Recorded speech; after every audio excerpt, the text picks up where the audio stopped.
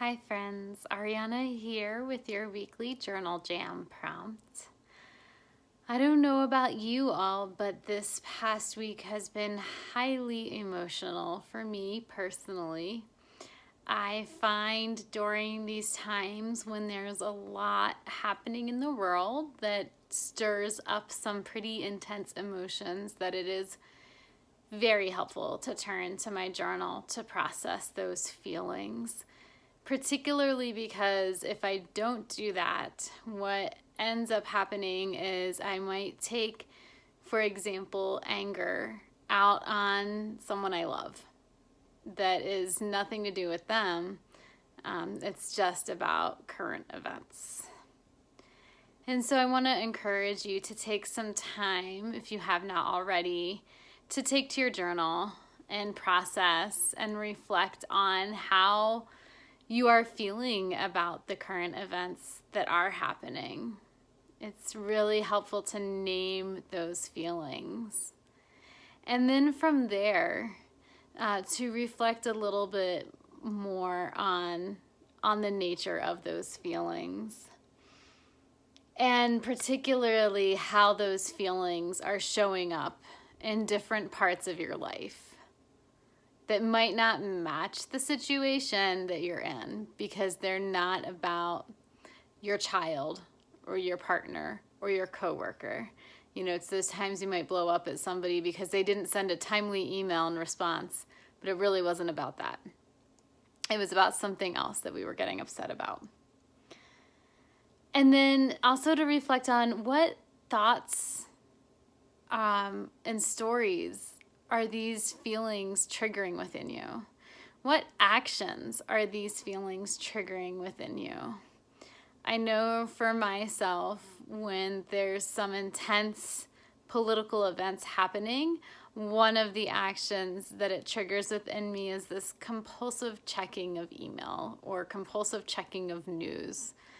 And that's not necessarily healthy for me or helpful in the grand scheme of things.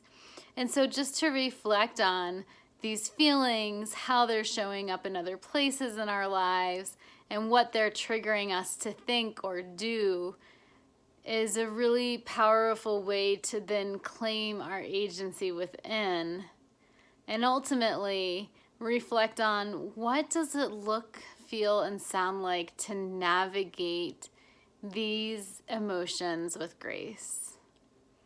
So if anger or sadness or rage has come up for you, it's been one of the many feelings. I just named 3, but those have been some of the feelings I've been navigating myself. Just to consider, what does it look like to navigate these with grace? You know, how do I let myself feel them without feeding them? How do I ensure I'm directing them in the most useful ways and not hurting others just because I am hurting? These are all really helpful things to write about and process in our journals. You know, life is complicated. There's intense feelings are normal. The current events aren't necessarily normal, but there's always something that will trigger these feelings.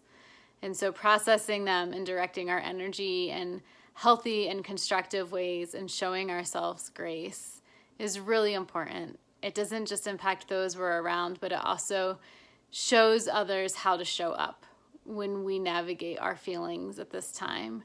We can claim our agency and we can move beyond the reactionary responses that are not maybe helpful in the grand scheme of things, but might just kind of feel good, and that feels good now but is a problem later kind of thing.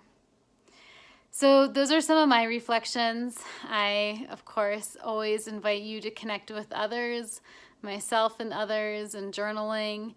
If you're wondering, like, how do I hold space for these things to happen and these feelings that I'm experiencing when big current events occur?